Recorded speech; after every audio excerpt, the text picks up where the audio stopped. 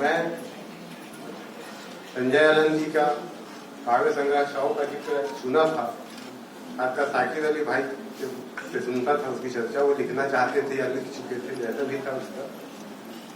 उसके बाद मैं उन कविताओं को नहीं पढ़ सका था। बाद में मुझे उनके 2 संग्रह पगडंडी छिप गई थी, और ये जो अभी हाल में आया संग्रह है नदी उसी तरह सुंदर थी जैसे कोई बाघ, ये मुझे देखने को मिला है।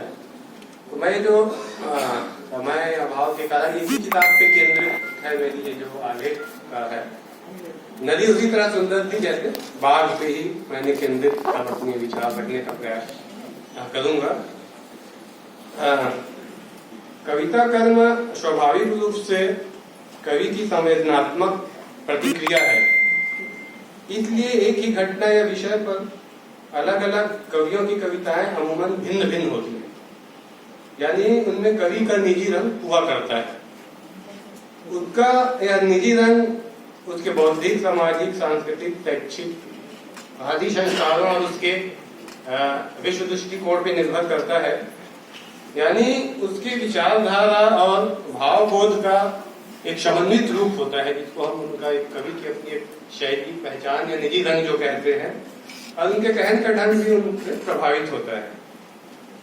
कवि की अभिव्यक्ति का ढंग या शैली उसके विषय वस्तु की मांग तो होती ही है, और बहुत हद तक एक अभिव्यक्ति की क्षमता भी एक कवि की उस पर भी निर्भर करता है। विषय वस्तु की अपनी मांग तो होती है, लेकिन कहीं ना कहीं कवि कर्म एक कौशल भी है, प्रस्तुतिकरण की एक शैली भी उस पर भी निर्भर होती है। बहुत बार ऐसा भी होता है कि संवेदना तो विषय के प्रति बहुत उत्कट होती है, मगर कवि उसे ठीक से अभिव्यक्त नहीं कर पाता। ऐसा यानी जो विषय वस्तु लेता है और बहुत बार कविताएं वो बन नहीं पाती या बनते के करीब रह जाती है। संजय आनंद की कविताओं के संदर्भ में उपयुक्त विवेचन यह इसलिए मैं कह रहा हूँ कि मुझे इसमें दोनों तरह की बातें अपने ढंग से दिखाई पड़ी हैं, यानी कि यह कि उनकी कविताओं से गुजरने पर उनकी निजी रंग बहुत स्पष्ट दिखाई पड़ता है। इस बात को उल्लेख इसलिए भी कि इधर कविताओं में एक प्रकार से विषय वस्तु का दबाव इतना अधिक दिखाई पड़ता है, या ये कहूं कि प्रगतिशीलता का आग्रह इतना ज्यादा दिखाई देता है कि कवि की अपनी जो निजी रंग दिखाई ही नहीं पड़ती। ऐसा कि मानो प्रगतिशील का अपना कोई कलात्मक पक्ष ही ना होता हो, या नागार्जुन का या केदारनाथ अग्रवाल का या मुक्तिबोध का अपनी काव्यात्मक कोई शैली ही ना हो। एक प्रकार से विषय वस्तु पे मैं इधर देखता हूँ तो दबाव थोड़ी ज्यादा रहती है, और ये जो कविता की जो अभिव्यक्ति शैली पे थोड़ा सा कम ध्यान दिखाई पड़ता है। तो मुझे इसमें एक अच्छी चीज बात है कि संजय आनंद जी की कविताओं में उनके एक निजी रंग स्पष्ट दिखाई पड़ता है, कि उनकी एक कविता की एक जो पहचान बन जानी चाहिए, कि कवि की रचनाओं से गुजरते हुए समझ में आ जानी चाहिए कि ये कविता इन्हीं की होगी। ये प्रवृत्ति मुझे दिखाई पड़ी अभिव्यक्ति की शैली में, ये मैं यहाँ रेखांकित करना चाहूंगा। एक आध दो कविताओं में मुझे थोड़ा अटकाव भी लगा, ऐसा मैंने महसूस किया। ये मेरी अपनी पाठ की आस्वाद की सीमा भी हो सकती है। तो ये दोनों बातें मुझे दिखाई पड़ी। अभी जैसे कि बात किया गया संग्रह की जैसे पहली कविता है, और नरेश सक्सेना जी ने अपने टिप्पणी में लक्षित भी किया है कि शीर्षक कविता है जो नदी उसी तरह सुंदर थी जैसे कोई बाघ।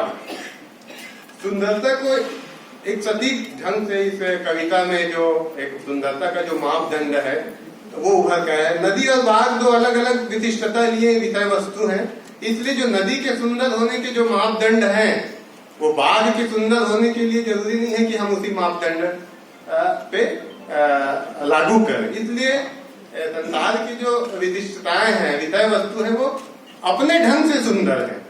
एक की सुंदरता के मापदंड को हम किसी दूसरे की सुंदरता के मापदंड पे हम आकलन नहीं कर सकते, चाहे स्त्री हो, चाहे पुरुष हो, कि नदी हो, कि बाघ हो, कि अपना वो अपने होने से सुंदर है, अपने गुणों के कारण, अपनी विशेषताओं के कारण सुंदर है। तो ये एक महत्वपूर्ण कविता है जिनको शीर्षक नाम दिया गया। बहुत अच्छी कविता मुझे लगी है इसमें, क्योंकि इसका मूल ये है कि सभी अपनी जगह बस उन्हें देखा जाना था खुशी के साथ। एक तो आपका देखने का जो दृष्टिकोण है, और वो दृष्टिकोण जो है उस अपने विषय वस्तु के मांग के अनुरूप वो दृष्टिकोण, तो हमको फिर सुंदरता की जो परिभाषा है वो बदल जाती है। संग्रह में कई बहुत सी कविताएं हैं जिसमें अपने परिवेश की जो समस्याएं होती है, चाहे वो सांप्रदायिकता हो, भेदभाव हो, वो सब उनका आया है। जैसे मतलब एक कविता है बटे रंग। इधर रंगों की राजनीति आप सभी परिचित हैं। रंगों पे भी अपनी अपनी दावेदारी, ये रंग मेरा है, ये रंग उसका है। प्रकृति में तो रंगों में कोई भेदभाव नहीं है। तो इधर जो रंगों की राजनीति बढ़ चली है उसको उन्होंने एक कविता में चित्रित किया है। उसका जो अंत है आगे फिर बताया गया, यहाँ कोई मर्दों का रंग है, यह तो औरतें पहनती है, और यह बताया गया और बताया यह तो उसका रंग है। यानी कि एक प्रकार की रंगों की जो राजनीति इधर बहुत हाल में और ज्यादा आप देखते हैं चल पड़ी है। इसी प्रकार आजादी की जो एक समग्रतावादी सोच थी, आजादी की लड़ाई में, संघर्ष में सभी वर्गों समुदायों का जो योगदान था उसको भी एक खास वर्ग तक सीमित करने का उन्होंने भी एक कविता में वो भी जिक्र आया है। सभी पीढ़ियों ने लड़ी लड़ाइयां, अब आ चुके हैं जमीन के टुकड़े की भक्ति तक। ये इसमें बहुत सारी व्यंजना ले सकते हैं कि एक जमीन की जो टुकड़े की भक्ति किसी न किसी प्रकार के खंडित सोच को एक सीमा में, एक क्षेत्र तक ही सीमित करने का जो भाव दिखाई पड़ता है वो उनको इन्होंने रेखांकित किया है। मेहनत करके एक बहुत अच्छी कविता है। मेहनत सभ्यता के निर्माण के लिए, मनुष्यता की तरक्की के लिए बहुत आवश्यक है और जरूरी है, और उसी से हमारे आज यहाँ तक विकास की मंजिल में पहुंचे। लेकिन एक मेहनत का एक शोषण का एक पक्ष भी रहा है। बहुत बार ऐसा होता है कि मेहनत तो कोई और करता है लेकिन उसका प्रतिफल उस मेहनत करने वालों को नहीं मिलता। ये बहुत सामान्य सी बात है, हम सब जानते हैं। तो ये कविता, ये भाव भी इनकी कविताओं में आया है। जैसे कि यह नहीं बताया जाता कि क्यों पाना है, क्या पाना है, किससे पाना है, यह भी नहीं है कि यह पाना छीनना तो नहीं है। यानी छीनने की क्रिया को भी लोग आज मेहनत समझते हैं। यानी दूसरे को हिस्सा को छीनना भी कुछ लोगों के लिए आज एक प्रकार से मेहनत है। वो बहुत स्वाभाविक ढंग से उसको कहते हैं कि हम अपने मेहनत से हैं यहाँ जो भी है। तो ये कविता में ये बात आई है। उपासना, एक उपासना स्थल में सुबह, ये बहुत महत्वपूर्ण कविता है। संग्रह में मुझे ख्याल से सभी को ये पसंद आई होगी। इसमें कि जिस प्रकार से उपासना स्थलों में एक भक्ति की औपचारिकता, एक भक्ति की औपचारिकता की संस्कृति और जो एक व्यावसायिकता से सीधी जुड़ गई है, उसको इस कविता बहुत अच्छे ढंग से उल्लेखित करती है। जैसे कि उपासना स्थल पर बहुत भीड़ है, सभी आराध्य पर आच्छादित हैं, ढक गया है उनमें, उनसे झुमट पड़े हैं लोग उस पर।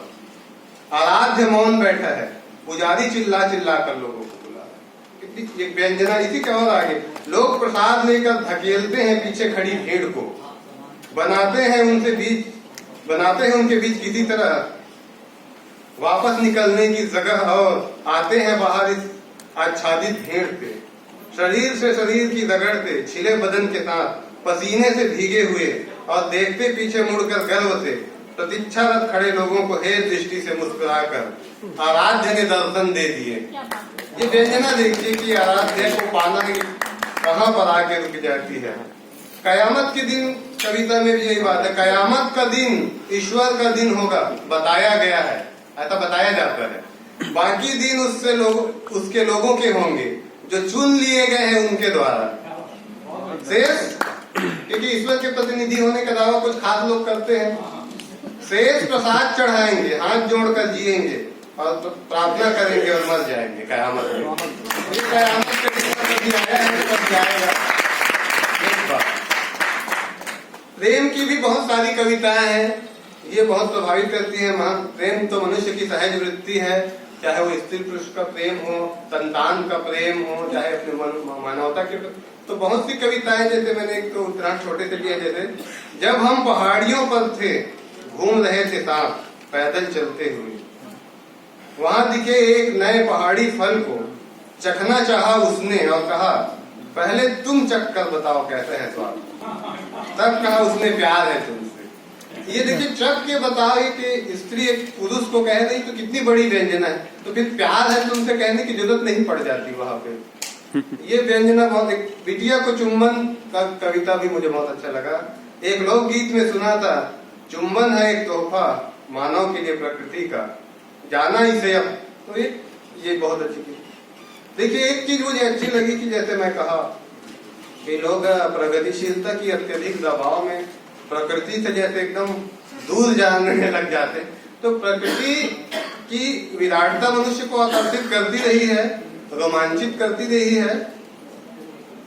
कवि का प्रकृति से लगाव सहज है, और हमारे कवियों ने लिखा है, रामचंद्र जी ने, शुक्ल ने भी कहा है, प्रकृति से लगाव एक मनुष्य की सहज वृत्ति है। और इसमें लिखा जाना चाहिए, एक दृष्टिकोण की बात होती है कि हम उसको रहस्यवादी ढंग से पहले देखते थे। जैसे विज्ञान का विकास हुआ तो उसमें रहस्यवाद का जो अंश कम हो गया, उस ढंग से रहस्यवाद। लेकिन रहस्य प्रकृति तो इतना असीमित है, और हम जितना जानते जाएंगे उसके बाद भी कुछ ना कुछ बचा ही रहेगा, और कभी ऐसा दौर नहीं आएगा कि हमने सब जान लिया। इसलिए प्रकृति पे कविताएं लिखी जाती रही, लिखी जाती रहेंगी। दृष्टिकोण की रहस्यवादिता एक अलग बात है, और प्रकृति के सौंदर्य से आकर्षित होना, उसकी गंभीरता को मैं, यानी आप समुद्र को देखेंगे